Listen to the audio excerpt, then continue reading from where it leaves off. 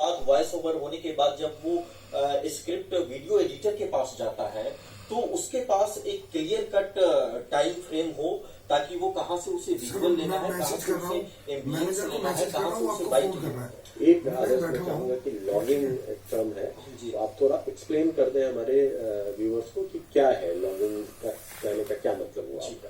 देखिए, logging basically एक counter है जिसमें कि घंटा, मिनट, सेकेंड और फ्रेम कहा जाता है। एक सेकेंड में जो है 25 फ्रेम होते हैं, तो उसमें टीवी की दुनिया में उस फ्रेम को भी नोट किया जाता है, क्योंकि उसमें क्या है कि बहुत ही बारीक आपको टाइमिंग की का ध्यान रखना है।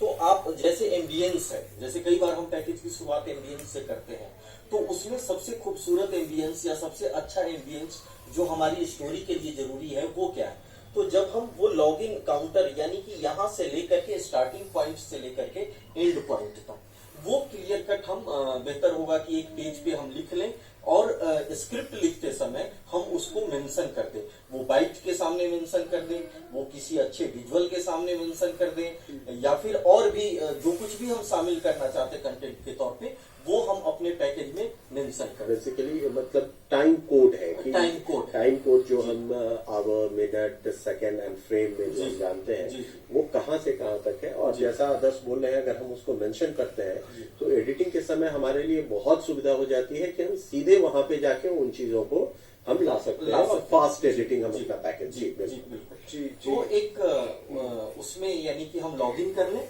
उसके बाद जो है विजुअल और बाइट्स सारा सुनने के बाद हम यानी कि अपने मशीन पे जाएं और फिर पैकेज लिखने की शुरुआत करें। इसके लिए एक चीज और जरूरी है कि रिसर्च। क्या अगर आपको ऐसा लगता है कि जो खबर हमारे पास आई है उसके अलावा भी हमें कुछ एक्स्ट्रा इन्फॉर्मेशन चाहिए, जो कि चाहिए होती है, तो इंटरनेट की दुनिया है या और भी आपके संपर्क में ऐसे लोग हो सकते हैं जिनसे आप खुद फोन करके या किसी और तरीके से आप जानकारी हासिल कर सकते हैं, तो प्रॉपर रिसर्च कर लें।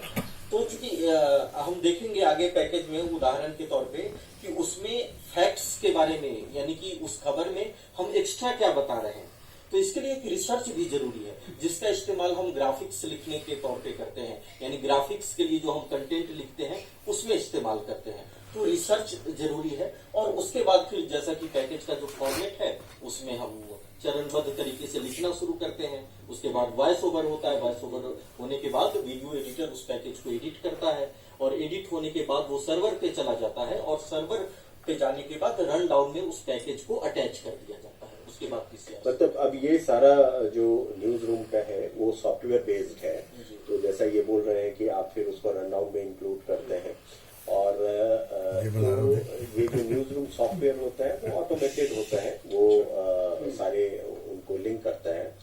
और आदर्श हर चैनल में एक रिसर्च सेक्शन भी होता है, उसकी भी मदद ले सकते हैं। बिल्कुल बिल्कुल। एक रिसर्च की पूरी टीम होती है, आप उसे बताते हैं कि ये खबर है और कई बार वो रिसर्च टीम खुद ब खुद अगर उसे पता होता है कि ये खबर महत्वपूर्ण है या ये खबर दिखाई जाने वाली है, तो रिसर्च टीम उससे जुड़े फैक्ट्स जो हैं वो पहले से कलेक्ट करके, फैक्ट्स यानी कि ऑथेंटिक वेबसाइट से या ऑथेंटिक पर्सन से वो कलेक्ट करके वो आपको सौंप देती है। लेकिन फिर भी हमें ध्यान रखना है, क्योंकि हम पैकेज लिख रहे हैं तो हमारे लिए कौन कौन सी इंफॉर्मेशन जरूरी है। कई बार हम रिसर्च टीम को बताते हैं कि हमें ये पर्टिकुलर इंफॉर्मेशन चाहिए, तो वो टीम जो है आपको वो इंफॉर्मेशन प्रोवाइड करती है। तो कहने का आशय ये है कि एक न्यूज पैकेज जो बड़ा आप किसी को देखने में बड़ा साधारण सा लग सकता है, उसकी प्रक्रिया कितनी जटिल है, कितनी महत्वपूर्ण है, क्योंकि अल्टीमेटली हम लोग उस इंफॉर्मेशन को पूरे देश में या पूरे शहर में उसको डिसेमिनेट करने वाले हैं। और आदर्श जो बता रहे हैं इन प्रक्रियाओं का अगर आप पालन नहीं करेंगे, ऐसा नहीं है कि वास्तविकता में इन सारी प्रक्रियाओं का पालन होता है, ये एक आदर्श स्थिति बता रहे हैं कि ये चीजें होनी चाहिए। इसके बाद जो पैकेज निकल के आता है वो आपको बहुत गंभीर, सूचनादायक, वो हमारे व्यूअर्स के लिए एक यूजफुल, जिसको हम बोलते हैं कि keeping with the level of the professional ethics, that is there. लेकिन अगर इन सब चीजों का आपने पालन नहीं किया है तो फिर वो एक हल्का न्यूज पैकेज जो उतना बेहतर नहीं होता है वो निकल के आता है। यानी उस प्रोडक्ट की जो गुणवत्ता है वो प्रक्रिया से ही निर्धारित होती है कि अगर प्रक्रिया जटिल है, रिगरस है, तो निश्चित तौर पर न्यूज पैकेज हमारा बहुत अच्छा होगा। एक महत्वपूर्ण प्रश्न उठता है भाषा को लेके कि न्यूज पैकेज की भाषा कैसी हो। तो आजकल भाषा के ऊपर बड़ा चर्चा होती है और शिक्षण में भी हम भाषा के ऊपर बहुत जोर देते हैं। तो मैं चाहूंगा जरा आप हमें बताएं कि भाषा कैसी होनी चाहिए न्यूज पैकेज की। देखिए, न्यूज पैकेज लिखते समय हमें ये ध्यान रखना चाहिए कि हमारा जो दर्शक है उसमें जैसे कोई बहुत शिक्षित हो सकता है, कोई कम पढ़ा लिखा हो सकता है, या फिर उसके जो सोशल बैकग्राउंड है वो डिफरेंट है। तो ऐसे कंडीशन में हमारी बात यानी कि हम जो कहना चाहते हैं वो इस तरीके से हमारी भाषा ऐसी होनी चाहिए जो हर किसी की समझ में आ जाए।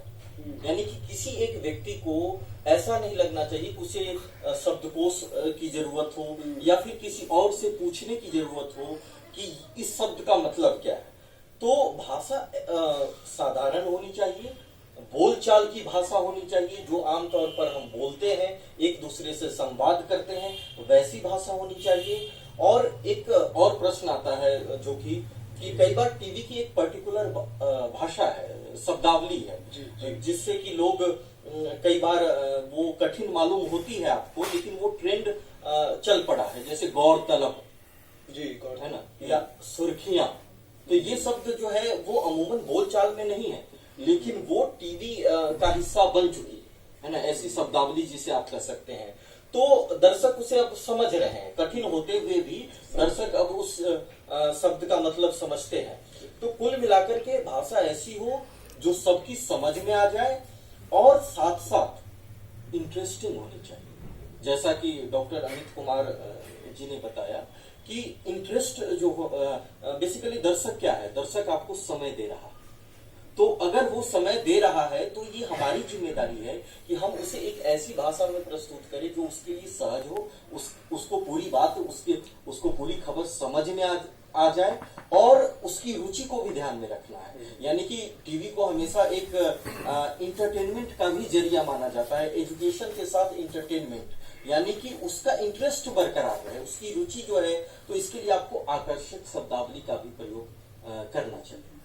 जी, तो भाषा बेहद महत्वपूर्ण है। भाषा हमारी रुचिकर होनी चाहिए, साथ ही वह बोलचाल की होनी चाहिए, उसमें फैक्ट्स का भी हमें ध्यान रखना होना चाहिए। We all know that this is the advantage of television over the print, because TV is the medium of the illiterates also. Print medium is a medium of literate. At least you should know how to read, and that is not required in the case of television and radio. So this is the strength of television also. That's why we should keep our language easy, which can be understood by all type of people, even the illiterate people also. Ji.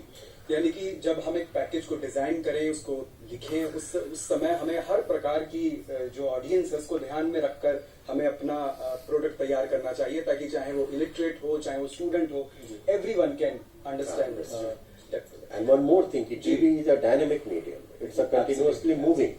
In print, if you have problem with certain word, you can stop, you can refer to a dictionary, you can see the meaning, and then you can resume the content from that paragraph or that line. But in TV, it's a continuously moving. Nowadays, you can pause also with the help of many